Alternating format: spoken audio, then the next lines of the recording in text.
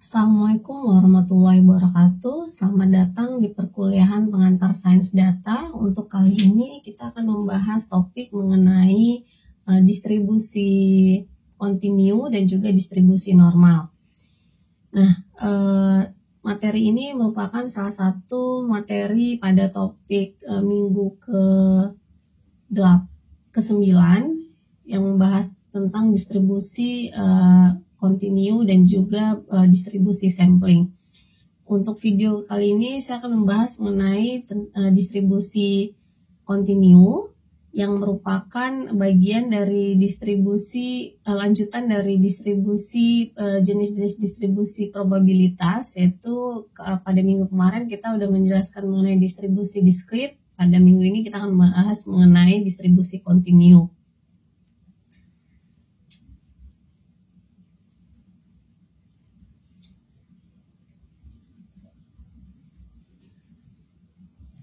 Nah, untuk distribusi probabilitas kontinu terdiri atas beberapa macam model distribusi, cuma untuk topik ini kita akan lebih fokus kepada distribusi probabilitas normal. Oke, kalau kita berbicara tentang distribusi probabilitas kontinu, jadi sebenarnya sebelum kita bahas lebih lanjut apa itu distribusi probabilitas normal, kita akan membahas dulu tentang distribusi probabilitas kontinu. Misalkan X itu adalah suatu variabel acak, di mana ruang nilainya berbentuk interval atau gabungan dari beberapa interval, maka biasanya X ini disebut dengan variabel acak kontinu. Dan distribusi probabilitas dari variabel X disebut dengan variabel acak, disebut dengan distribusi probabilitas kontinu. Nah, biasanya peluang terjadinya suatu titik di dalam ruang nilai dari X itu adalah 0, maka distribusi probabilitas dari variabel acak kontinu X ini tidak bisa dinyatakan dalam bentuk tabel seperti distribusi probabilitas diskrit. Nah, sehingga distribusi probabilitas untuk variabel acak kontinu X ini dapat dinyatakan dalam bentuk rumus, di mana rumus itu merupakan bentuk suatu fungsi dari beberapa nilai-nilai variabel acak kontinu X, sehingga kita punya distribusi probabilitasnya dapat digambarkan sebagai suatu bentuk kurva dari kontinu. Nah, kalau kita berbicara tentang apa sih definisi dari probabilitas kontinu, nah, di dalam fungsi dari nilai-nilai variabel acak X ini, inilah yang disebut dengan fungsi probabilitas. Nah, biasanya untuk fungsi probabilitas yang model distribusinya adalah kontinu, itu disebut dengan fungsi kepadatan probabilitas atau biasanya juga disebut dengan density function. Fungsi kepadatan probabilitas ini atau yang disebut dengan probability density function, atau biasanya kalau kalian lihat di buku itu disingkat dengan PDF, itu dibuat sedemikian rupa sehingga luas daerah dari suatu kurva, ya, jadi ingat bahwa di dalam distribusi probabilitas kontinu ini yang dilihat itu adalah berdasarkan dari bentuk daerah di bawah kurva. Jadi kalau misalkan saya punya suatu fungsi kemudian diikuti oleh suatu kurva, maka luas dari distribusi probabilitas kontinu ini, luas daerah di bawah arsir di bawah kurva ini adalah bernilai 1. Nah, kemudian apa itu definisi dari fungsi kepadatan probabilitas atau yang disebut juga dengan probability density function? Itu merupakan suatu fungsi f disebut dengan kepadatan probabilitas bagi variabel acak kontinu X apabila luas daerah di bawah kurva dan di atas sumbu X itu sama dengan 1.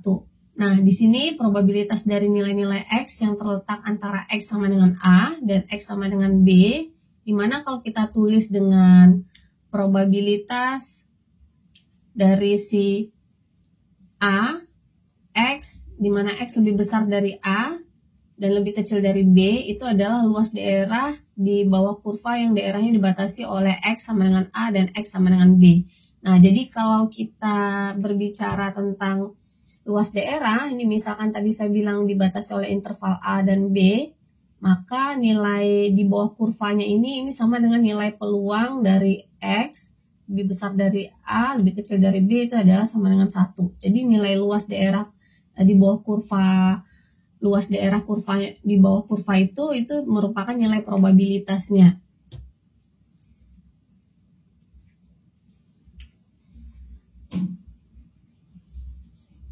Nah, kemudian misalkan saya punya sebuah contoh, sebuah variabel acak kontinu X mempunyai fungsi kepadatan probabilitas di mana fx-nya itu sama dengan X plus 1 per 8, di mana X-nya adalah X lebih besar dari A, lebih kecil dari B, maka tunjukkan bahwa probabilitas dari X lebih besar dari 2, lebih kecil dari 4 itu adalah 1, dan hitung probabilitas dari X lebih kecil dari 3,5 dan hitung pula probabilitas untuk X di antara 2,4 atau X lebih besar dari 2,4 dan lebih kecil dari 3,5.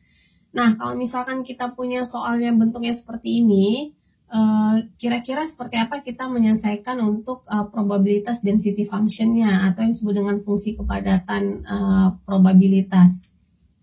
Oke, nah jadi kalau misalkan saya buat dalam suatu bentuk persamaan grafik, jadi tadi kita punya bahwa fx-nya adalah X plus 1 sama dibagi 8. Jadi saya punya misalkan fx itu adalah sama dengan X plus 1 per 8. Ya, jadi kalau misalkan tadi X-nya itu berada di antara AX lebih besar dari A, lebih kecil dari B. Ya, jadi kalau misalkan untuk pertanyaan A itu, kalau kita punya X-nya itu adalah A-nya 2, B-nya 4.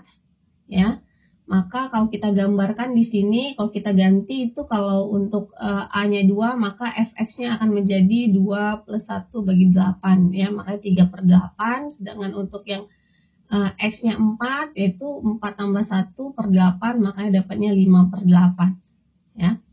Oke, nah jadi kita tahu ternyata setelah kita gambarkan kurvanya, kurva grafiknya, ternyata kita dapat itu adalah si X-nya, fungsi fx-nya itu menghasilkan nilai yang kontinu, ya, menghasilkan bentuk fungsi yang kontinu. Nah, jadi ketika kita lihat bahwa di sini probabilitasnya itu kita dapat bahwa probabilitasnya adalah kalau kita lihat modelnya membentuk suatu bentuk trapesium. Jadi ketika kita bentuk trapesium, ya, kita harus buktikan bahwa luas daerah di bawah trapesium ini itu bernilai 1. Nah, kita ingat bahwa rumusan trapesium itu luasnya adalah jumlah sisi sejajar dikali alas bagi 2. Nah, jadi kalau di sini sisi sejajarnya itu adalah si 3 per 8 dengan 5 per 8, ya. Kemudian alasnya ini selisihnya itu adalah 2, berarti kali 2 bagi 2, makanya dapatnya adalah 1. Ya. Oke, ini berarti ini terbukti untuk yang jawaban A. Nah, untuk yang jawaban B, karena probabilitas X kecil dari 3,5, ya berarti kita ambil untuk nilai si X 3,5. Ya, si X 3,5 berarti kalau kita gambarkan misalkan di sini. Ya, di sini daerah 3,5 X-nya. Nah, berarti kita punya si fx-nya itu adalah fx-nya itu berarti yang si X 3,5, ya, 3,5 berarti 3,5 plus 1 dibagi 8. Kita dapat 4,5 per 8. Ya, di sini 4,5 per 8. Kemudian selisihnya 3,5 kurang 2 dapat 1,5 per 2 dapat 0,7. Ya. Nah, untuk yang C juga seperti itu, maka probabilitasnya itu adalah kalau X lebih besar dari 2,4, lebih kecil dari 3,5, ya. Nah, berarti di sini kita akan punya nilai si X-nya itu adalah untuk 2,4 dapatnya adalah 3,4 per 8.